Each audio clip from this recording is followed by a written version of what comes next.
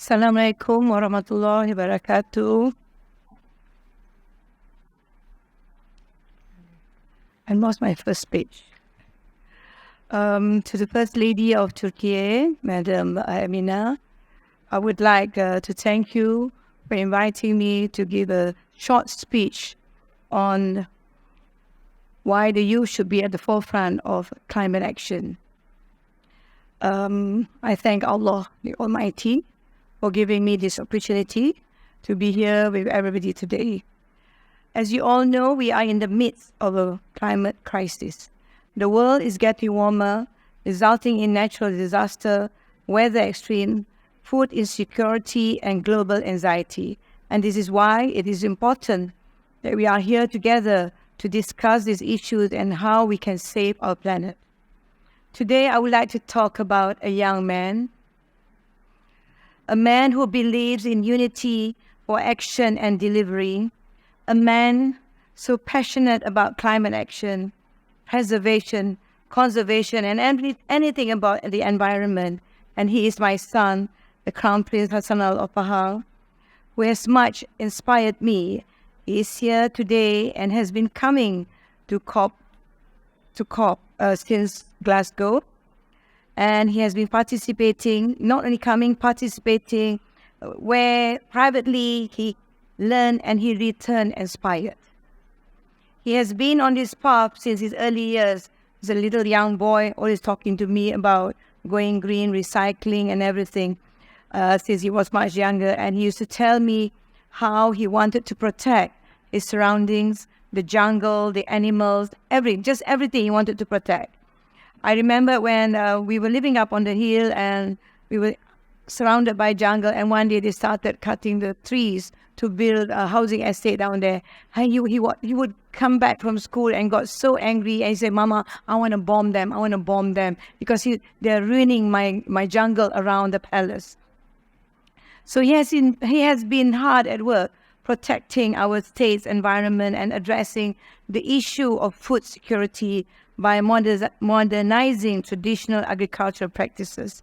In his forward vision for climate action, he produced a blueprint for conservation for Pahang, the state that I'm from. On the ground, he is preserving a large peat swamp. He is also focused on protecting our Malayan tigers, a critically endangered species. How many are there left now? There's less than 100 million tigers left, and my son is going all out to preserve and to reproduce, for reproduction as well, to save. Yeah, and I'm so glad to share that he's also managed to persuade the state to gazette large areas of land to be the first tiger reserve in Southeast Asia. Most significantly, with the support of my husband, the King, who not only encourages him but also support him, he has persuaded our state government of Pahang to commit to be net zero by 2030. He says that Pahang will be net surplus by 2050 due to our high forest cover and low emissions industries. So 2030 is a realistic aspiration. I'm proud of him, not just because he is my beloved son, but because he is young and represents our country's youth. Inshallah, he will achieve his vision with his mother at the back. I am not only inspired by his vision, but also by his activism, which I want to share here as it reminds us of the role the youth can play in climate action. At COP27, he was invited by the Singapore government to speak at their pavilion on youth and sustainability. He was also invited to be a member of a roundtable by the Thunderbird School of Business with government and corporate leaders. He also spoke at the Malaysian pavilion then on peat protection. In addition, he spoke at Project India about his efforts to protect the Malayan tiger. This year will be his third COP. He will be giving keynote speeches on the 2nd of December at both the Malaysian and Singapore pavilion on forging green economy. and again on the 6th of December at the Malaysian Pavilion on biodiversity and water. He tells me that he is very excited to share the progress which he has made in the last 12 months. He does his mother and country proud. Even I have to say that this is pretty amazing progress to happen within a year. He reminds me that our generation did not do enough for the environment. And sadly, many of the negative impacts to the global climate have been a consequence of my generation. There is hope in our youth. He tells me that it is the responsibility of the young generation to address the negative impacts of climate change.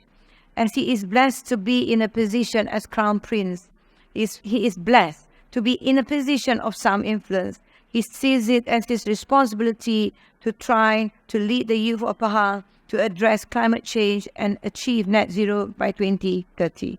Just as the First Lady of Turkey is in such position to go on with zero waste and cities of the world that I went to, he is also in a blessed position to do what you both can do for the world. This is a young man who has been talking about recycling and making Pahang a garden state since his young days. He is walking the talk, and he has made many angry, many angry and unhappy, but he stands firm and he is not swayed by them. I am so proud of him and stand by him, by his side for our planet's future. I hope that his efforts will encourage the other youth in the rest of Malaysia and hopefully the rest of the world to do their part in climate change, climate action. So this is my call to the world. Let's call on our governments and parents to listen to our youth. I listen to my son and I'm so grateful. My eyes are wide open and I have learned so much from him and his peers. Perhaps it's true that my generation did not pay attention to climate change, but it is not too late for us. Alhamdulillah, we have our youth who have the energy and vision to make those changes to save our planet. Let us encourage and support them and make their future sustainable, bright and hopeful. Wabillahi taufiq wa hidayah. Assalamualaikum warahmatullahi wabarakatuh. And I once again would like to thank the First Lady of Turkey for inviting me to give a little short speech today. Thank you very much.